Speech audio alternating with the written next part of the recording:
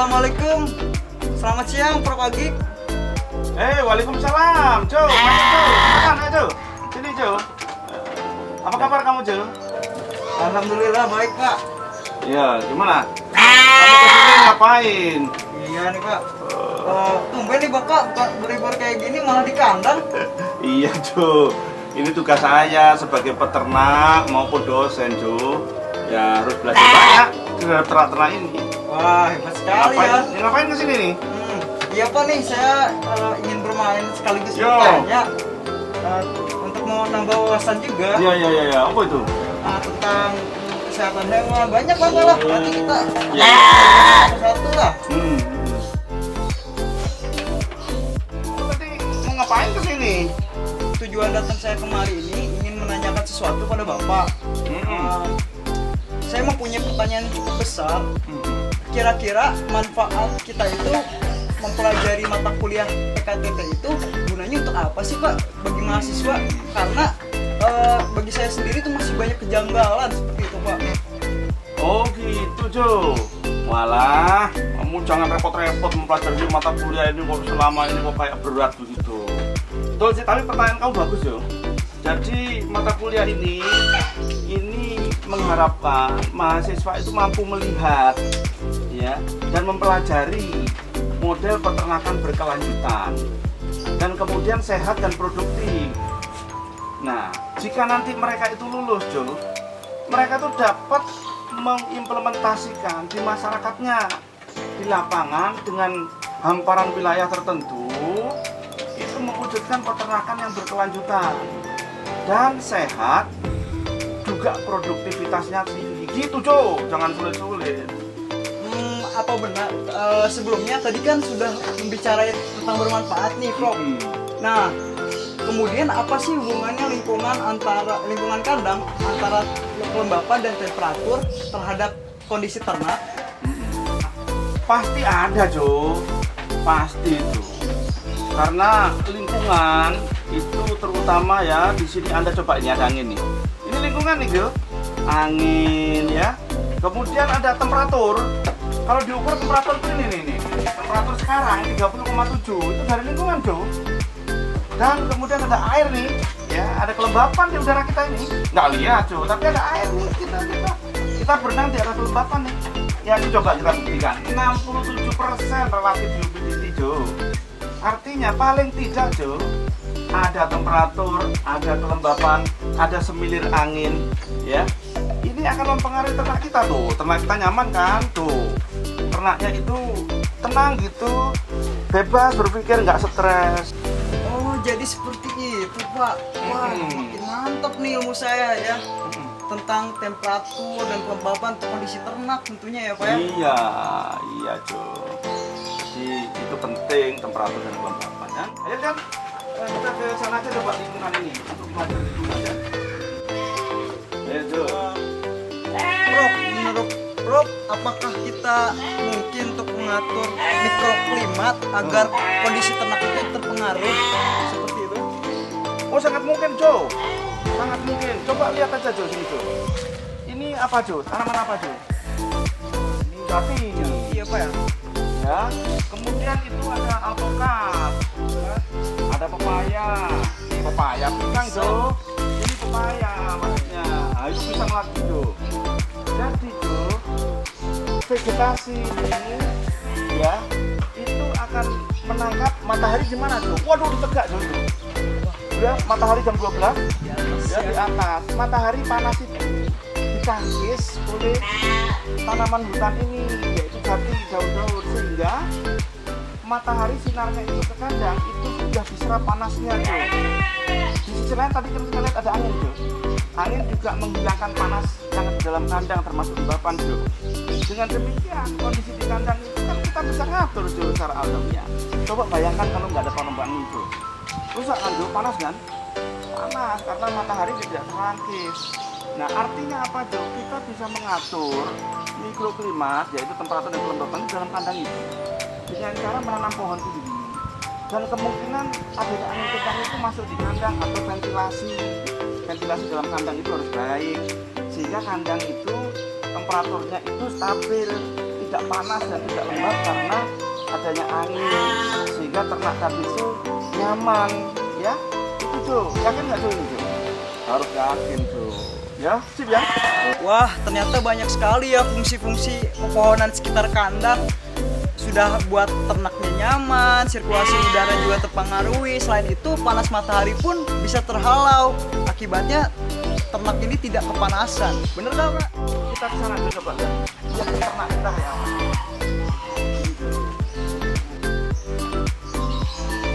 Setelah penjelasan Bapak tadi tentang kondisi ternak, berarti ternak-ternak ini resikonya tidak akan terkena penyakit dong, Pak? Ya nggak gitu Jo, ya lain itu. Jadi begini Jo, cara pandangnya, penyakit itu sisi lain dari kehidupan. Ada baik, ada buruk. Tentu penyakit itu buruk, ya. Nah, di depan hidung kita, semua hewan ini, ternak ini, selalu ada penyakit Jo. Jadi penyakit itu memang ada di sekitar kita potensinya. Tapi kalau dia nyaman, metabolismenya bagus, pertahanan tubuhnya juga kuat. Nah, sehingga penyakit nggak datang untuk mereka. Jadi dia tetap sehat. Ternak-ternak kita ini, ya. Jadi penyakit pasti ada walaupun kita manajemen baik, kesehatan hewan diupayakan baik. Kita nggak boleh takabur. Penyakit masih ada, tapi kalau tidak kita jaga dengan baik, bagaimana tuh? Sakit, ya. Jadi tidak bisa langsung dikatakan bahwa dengan kondisi nyaman terus hewan tidak pernah sakit. Jangan, sakit itu cobaan tuh, kadang-kadang kena, tapi kita waspada. Oleh karena itu ketahanan tubuh ternak ini harus dijaga. Paham nggak Jo? Oh, jadi seperti itu. Wah, iya benar juga ya, Prof ya. Selama kita hidup pasti sih penyakit itu pasti ada, benar tidak? Iya. Oh, ngomong-ngomong nih, Prof, terkait dengan ternak dalam kondisi seperti ini, kira-kira penyakit apa sih yang sering terjadi? Ya. Kebanyakannya seperti itu, Prof. Ya bener Jo, itu Jo. Memang di dunia peternakan ini ada istilahnya peternakan yang apa itu namanya penyakit umum di peternakan itu. Dan ini memang sulit dihindari karena terkait kondisi iklim di negara kita, yaitu tropis. Ya Jo, yaitu lembab, hangat, bahasa lagi Jo. Ini lingkungan tropis kita. Ini buruknya. Sehingga penyakit pada tropis pertama itu yang sering muncul di peternakan ada penyakit cacing, kecacingan. Maka di setiap peternakan harus ada program pemberian obat cacing berkala, bisa jadi 2 bulan sekali, 3 bulan sekali. Nah itu. Kemudian penyakit ini skabies, lepuh di mulut itu, orf atau bahasa kedokterannya itu orf. Wah itu kalau udah begitu cepat menular itu. Nah itu ada obatnya, tapi sabar ya. Jadi itu yang sering kecacingan, skabies atau orf. Kemudian penyakit diare, mencret. Nah diare ini kenapa? Karena makanan rumput-rumput, ya rumput-rumput ini, ya ini kadang-kadang diberikan oleh peternak yang salah perut terlalu lembab, basah.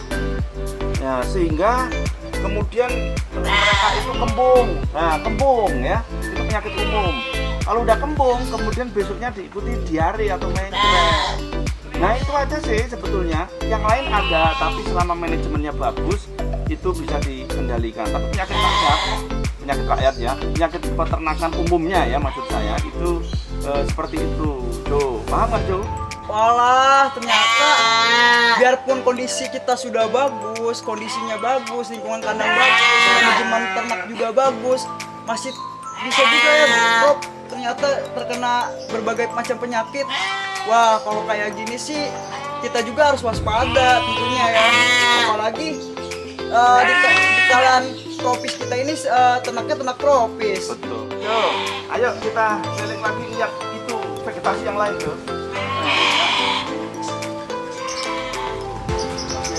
Ini aja.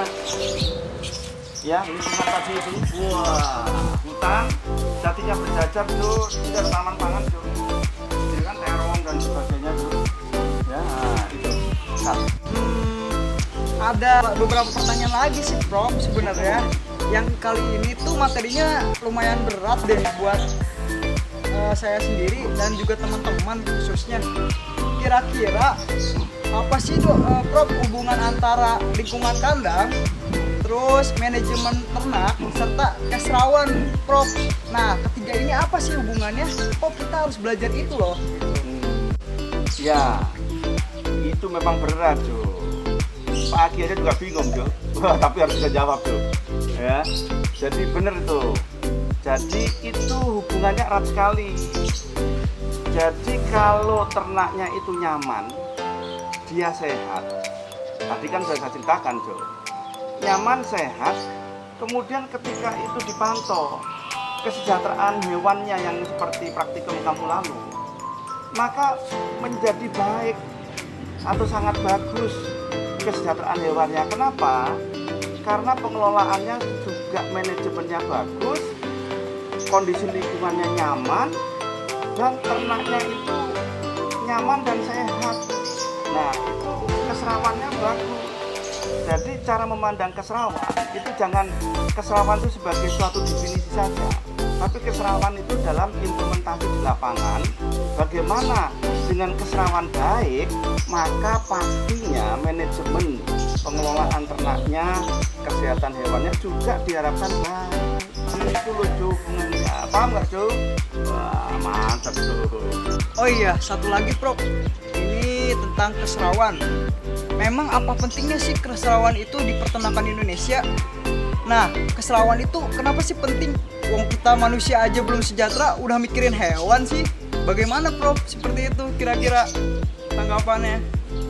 Wah, jangan berpikir gitu Jo, hidup lu jadi berat itu nanti. Kamu itu gimana itu? Contohnya begini bro, kalau mau berniat baik, jangan nunggu kamu itu kaya dulu. Kalau kamu besok mati gimana Jo? Jadi niat baik, niat mensejahterakan semua orang, termasuk mensejahterakan hewan, itu muncul itu sejak kini. Jangan tunggu kita nyaman atau kita kaya, ya. Ibaratnya gitu Jo. Ya. Jadi dunia peternakan sekarang itu mendapat tantangan baru. Dunia luar melihat Indonesia peternakan itu masih miris di bidang keserawan yang seolah-olah kita semena-mena pada hewan ternak. Sehingga kalau Indonesia tidak mencermati, peternak Indonesia tidak mencermati ini, kita ditinggal dunia Jo. Produk-produk Indonesia tidak akan bisa diekspor ke luar negeri nanti Jo. Nah, kita harus mengikuti pola perdagangan dunia juga itu yang sudah melibatkan kesejahteraan hewan. Nah, itu dan kesejahteraan hewan itu sudah harus hadir di peternakan kita. Contohnya tadi itu di Karyo Mendo Farm, ya kan? Anak-anak mahasiswa, teman-teman Anda itu sudah mengukur katanya baik dan sangat baik. Kenapa? Karena semuanya mulai dari manajemen peternakannya, kesehatan hewannya, pengelolaan lingkungan yang tadi ada vegetasi yang begitu kompleks ini, itu terlibat di dalamnya. Memang tujuannya adalah untuk keberlanjutan peternakan ini, kemudian sehat dan produktif. Kalau kita upayakan itu tadi, maka keserawan hadir di peternakan itu tuh. Paham nggak Jo? Nah itu kalau dimiliki oleh lulusan IPB, Fakultas Peternakan dan Kedokteran Hewan, lulusan kita itu maju, pantang mundur untuk global dunia Jo. Paham Jo? Sip ya Jo? Cukup itu saja mungkin pertanyaan dari saya gitu beserta perwakilan. Saya mengucapkan sangat berterima kasih kepada Bapak karena atas ilmunya sudah hebat sekali gitu ya, bertambah wawasan kita gitu kan, yang tadinya hal kecil menjadi sangat ya tidak bisa diungkapkan kata-kata lah Pak. Pokoknya kita sangat berterima kasih, khususnya saya dan juga perwakilan seluruh teman-teman dari INTP 55 yang mengambil mata kuliah ternak tropis ini. Saya sangat bersyukur bisa belajar, bisa memahami hewan, manajemen ternak dan lain sebagainya, apalagi keserawan tadi kan. Itu semua sangat bermanfaat setelah kita telaah bersama-sama. Itu saja mungkin pertanyaan dari saya cukupkan Pak. Terima kasih. Jo, sama-sama. Jadi mohon diingat, peternakan ini adalah peternakan yang kita sebut mahasiswa sudah lama menyebut Karyo Mendo Farm.